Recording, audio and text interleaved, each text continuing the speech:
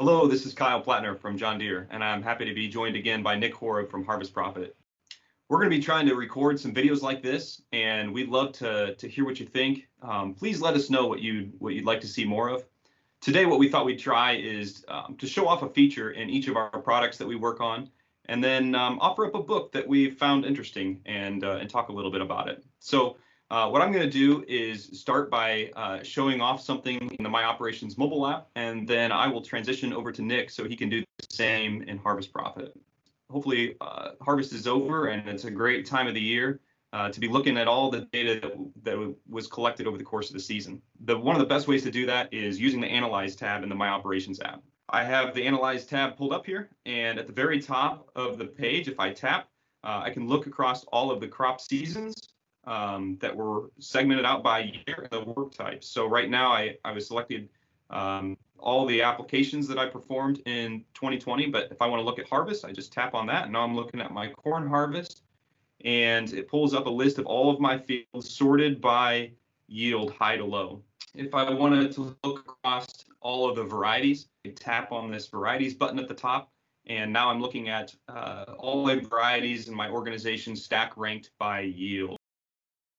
You'll notice that there's multiple columns worth of data. If I swipe across the table or use these page buttons at the very bottom of the table, I can review more columns of data like acres harvested or moisture or yield, the total bushels harvested, the date, the total wet mass. So the wet mass there is wet, and the total bushels there is dry. So a variety of ways of looking at more information about every one of these fields. I can easily sort on any one of these columns. So let's say I wanted to sort, for example, by the fields that had the highest grain moisture at harvest. So I can just tap on that moisture column, and now I see all of my fields stack ranked by the moisture amount.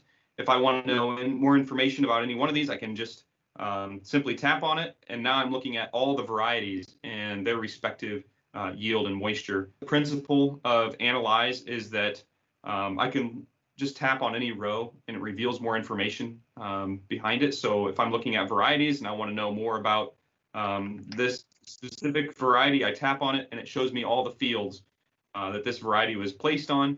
And again, I can swap between different columns and get a sense of which fields this variety worked in and which ones it didn't. One of the powerful aspects of Analyze is using filters. So if I tap this filter button, I can filter on the variety that was in the field, the client, farm, the field, the date that it was harvested, so on. So let's say that I wanted to create a landlord report. Maybe I want to select just one of these clients. I could apply multiple filters. In this case, I'm just going to apply this one client filter. So now I'm looking at just the fields in this client.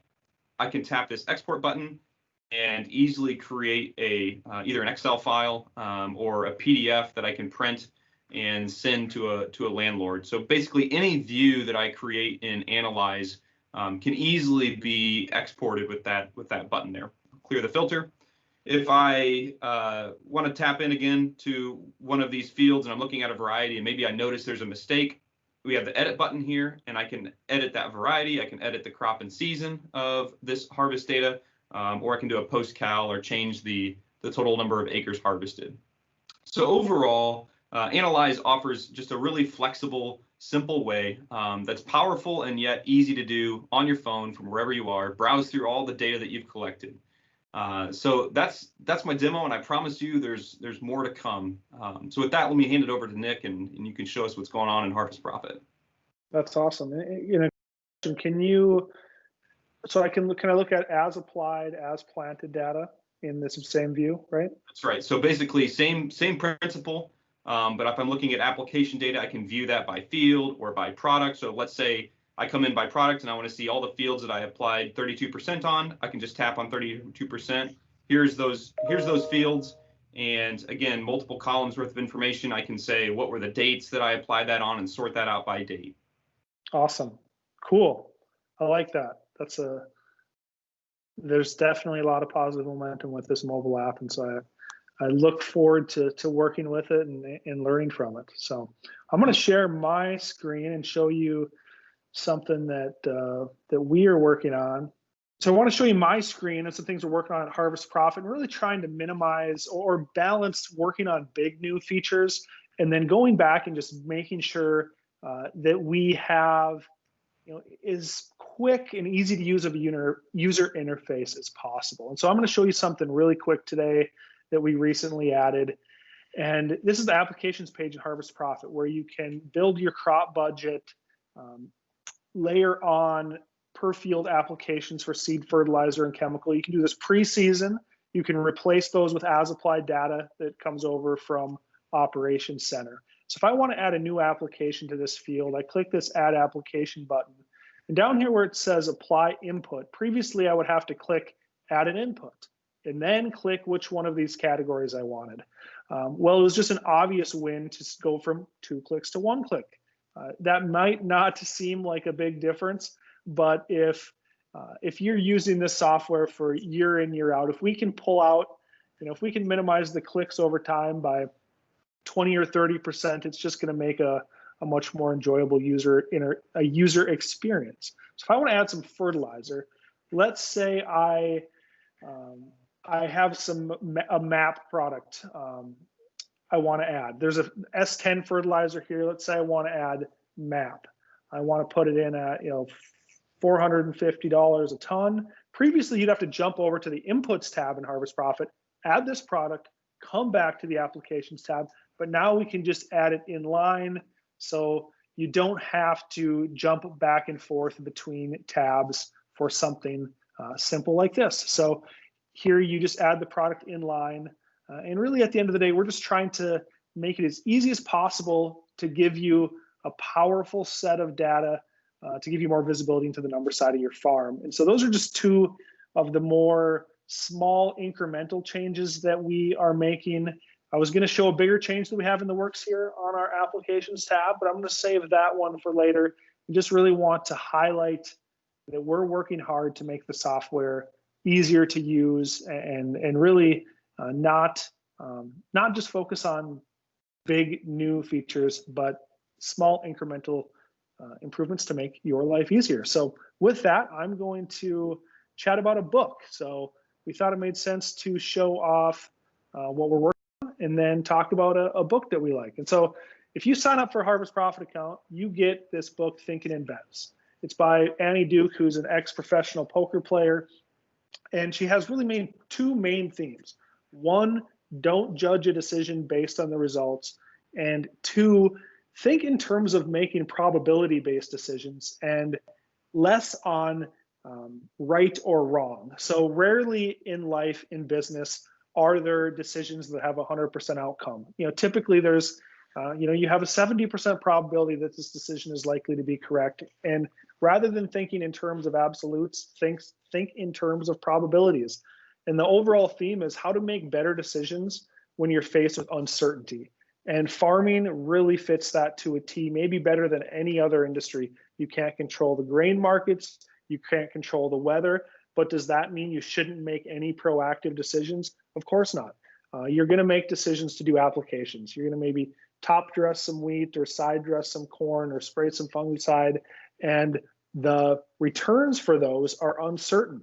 And just because the decision might not, or the result might not be what you want, you can't think in terms of just using the result to judge the decision. The same thing could be said about, if you add a farm or let a farm go or do grain marketing. These are all things that we have incomplete information into the future, but that shouldn't hamstring us from making proactive decisions. And so Thinking in Bets is a great book, highly applicable to farming. That's probably 100 pages too long to get all those points. But at the end of the day, I do think it's a very valuable read for somebody who farms. So with that, what book do you have for us, Kyle? Yeah, that's a fantastic recommendation, and one of those principles that applies to, we all make decisions in every area, and that's one of those things that applies principally in a lot of different places. So the book I'm going to talk about is called Rework. It's by Jason Fried and David Heinemeier Hansen, and this book is specifically focused on the context they're addressing as software development, but I think that there's principles in it that apply much more broadly than just developing software. And I have to say, it's not a book that I agree with everything that they write. There's a lot of things that either don't apply to my situation, or I think they word it in a way that's that doesn't account for some nuances. But in general, it challenged me in the way that I thought about a lot of things. And so for that reason, I benefited from it. And that's, one of the reasons I love books is because they can challenge what I think. So I can't go through everything in this book. There's no central theme. There's no like one topic that rework covers. It covers a broad gamut of things.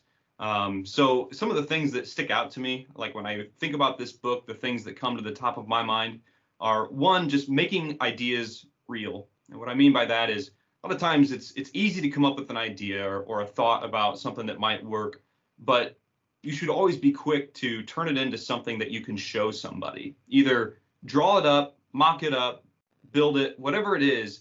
Find some way to take an idea to something that's you can show somebody else. The quicker that you do that, the quicker you leave the realm of just talking endlessly to actually having a really productive conversation, and that the other person is more likely to understand what you're trying to accomplish.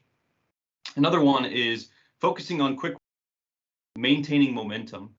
We all have a number of things we're working on at once, and a lot of times it's easy just to kind of let something slide or let something drop. Well, either decide that it's important and figure out a way to do a quick win, keep the ball moving forward, maintain momentum on it, or just say it's not important right now, intentionally put it on the shelf and pick it up later. So of the things that I really care about completing, what can I do today that would be one small step forward on it so that I can make sure that it doesn't just stall out, right? Another one that's related, when a decision's presented to you, make the decision now. Unless you know that you're going to get more information later that's going to give you some ability to make a more informed decision, don't just put off a decision because it's uncomfortable. Make the decision now. Realize that decisions are often temporary. You can come back, you can change it later as you learn more, but don't put off decisions. That's it's a really kind of a corrosive tactic that derails a lot of progress. Another aspect is their concept is everything your company does is marketing. Marketing isn't just one department in the company, but everything that you do, every interaction that you have, how you present yourself, all of it is marketing. And I think that principle applies to us as individuals too. Every time we're dealing with other people, how we present ourselves, how we talk, all of these things, we're communicating in every aspect. And I think that's true as a product, as a company, as a person. We need to be mindful about what are we saying in all the little tiny decisions that we make and how we present ourselves. The last one is they make a big deal out of preferring asynchronous communication to synchronous communication. So what does that mean? Well, asynchronous communication means it's communication that you can consume on your own time, and we don't have to be in the same place and time in order to communicate it. Versus synchronous, where we do need to be at the same place at the same time, either in a meeting or on a phone call or a video call or something like that. And the benefits of asynchronous communication is that I can put my thoughts down on paper or some way that you can consume on your own time. And that is way more effective and way more efficient than trying to gather, especially when it's dealing with a lot of people. If I need to communicate an idea out to a lot of people, one of the slowest and most inefficient ways to do that is to have a big meeting versus putting thoughtful time into getting the idea documented in a way that can easily be shared out with others. So that's rework. That's a couple of the principles of it. And I would commend it to you whether you're in software or not. Yeah, those two authors are very heavy on having just a set of principles, and they're very passionate about that set of principles. And I think if there's any takeaway that I've learned in all the reading that I've done over the last 20 years is, and more specifically in the recent past, is if you have a set of principles that drive your decisions, it just makes all these many decisions a person has to make easier. And that book and the Thinking Bets book, I do think are great for helping a person fine tune what principles are they going to use in their business, in their life when they're making decisions, and can help minimize the kind of endless thinking that goes into making decisions, and can just make them based on the principles. So I appreciate that. that's an awesome book. And the mobile app is looking good. So excited to see. I think what you said, January, right? There's going to be more to come there. That's right. So, Come mid-January, look for another release. We got a lot of good stuff coming in 2021. perfect. Sounds great. All right, with that, thanks so much for joining, and we'd love to continue to do things like this. Please tell us what you want to see more of. Awesome. Thanks, Kyle. Yep, take care.